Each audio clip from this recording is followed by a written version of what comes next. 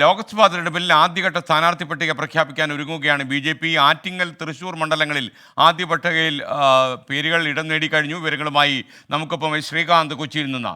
Srikanth, good morning. എന്തൊക്കെയാണ് വിവരങ്ങൾ നമുക്ക് കിട്ടുന്നത് സംക്ഷിപ്തമായി?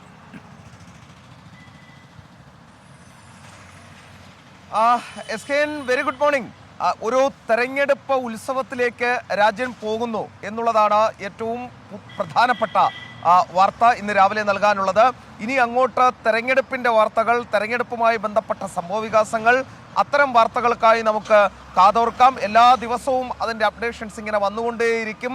അതിലെ നാടകങ്ങൾ, അന്തർനാടകങ്ങളെല്ലാം. അതിൽ ഏറ്റവും പ്രധാനപ്പെട്ട ഇന്നത്തെ വാർത്ത ഏതാണ്ട് 150 ലോക്സഭാ മണ്ഡലങ്ങളിലേക്ക് സ്ഥാനാർത്ഥികളെ പ്രഖ്യാപിക്കാൻ BJP ഒരുങ്ങുന്നു എന്നുള്ളതാണ്. ഇന്നോ നാളെയോ BJPയുടെ ദേശീയ തലത്തിൽ ആ പ്രഖ്യാപനമുണ്ടാകും എന്നാണ് പ്രതീക്ഷിക്കപ്പെടുന്നത്. കാലേ കൂട്ടി സ്ഥാനാർത്ഥികളെ പ്രഖ്യാപിച്ച് കളത്തിലിറങ്ങാനാണ് BJP ലക്ഷ്യമിടുന്നത്. ഇതിൻ്റെ ഭാഗമായി നിലവിൽ കേരളത്തിൽ 2 ലോക്സഭാ മണ്ഡലങ്ങളിൽ നേരത്തെ സ്ഥാനാർത്ഥികളെ പ്രഖ്യാപിക്കാൻ BJP തീരുമാനിച്ചിട്ടുണ്ട്. അതിൽ ഒന്ന് ആറ്റിങ്ങലാണ്, രണ്ടാമത്തേത് തൃശ്ശൂരാണ്. ആറ്റിങ്ങലിൽ അവർ വലിയ രാഷ്ട്രീയ പോരാട്ടം കാഴ്ചവെക്കാൻ സാധിക്കുമെന്ന് പ്രതീക്ഷിക്കുന്നു.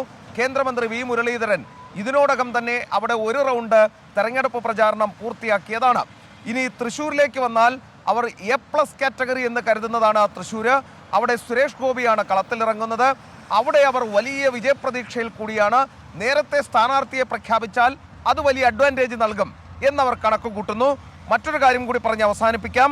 തിരുവനന്തപുരം, മാവേലിക്കര, പത്തനംതിട്ട, ആലപ്പുഴ, പാലക്കാട്, കാസർഗോഡ് മണ്ഡലങ്ങളിൽ മികച്ച സ്ഥാനാർത്ഥികളെ ഇറക്കി ത്രികോണ പോരാട്ടത്തിനും BJP തയ്യാറെടുക്കുന്നുണ്ട്. അതായത് കേവലം LDF UDF മത്സരമായി ഒതുങ്ങില്ല, നേരെ മറിച്ച് ഒരു ത്രികോണ മത്സരത്തിന് ലോക്സഭാ തെരഞ്ഞെടുപ്പിൽ സംസ്ഥാനം വേദിയാകുമെന്ന ഉറപ്പ്. Thank you Srikanth.